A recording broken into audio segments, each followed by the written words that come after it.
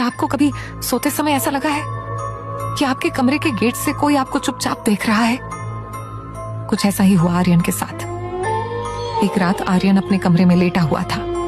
चारों तरफ गहरा सन्नाटा था। तभी अचानक उसे महसूस हुआ कि कमरे के गेट से कोई उसे घूर रहा है। आर्यन ने धीरे धीरे गेट की तरफ देखा और जैसे ही उसकी नजर दरवाजे पर पड़ी, उसकी सांस अटक गई। दरवाजे के कोने से एक लाल डरावनी आंख दिखाई दे रही थी और उसके साथ लंबे बिखरे हुए बाल नीचे लटक रहे थे। आर्यन का गला सूख गया। डरते हुए उसने पूछा, कौन है वहां?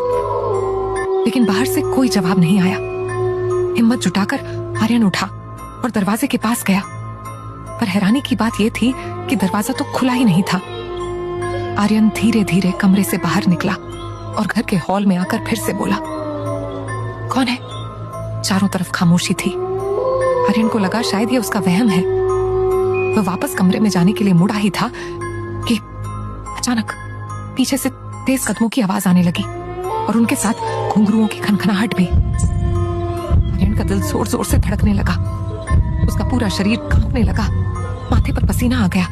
वह धीरे धीरे पलटा और उसकी नजर सीढ़ियों की तरफ पड़ी। उसे लगा जो भी है वो ऊपर चला गया है। डरते डरते आर्यन सीढ़ियां चढ़ने लगा।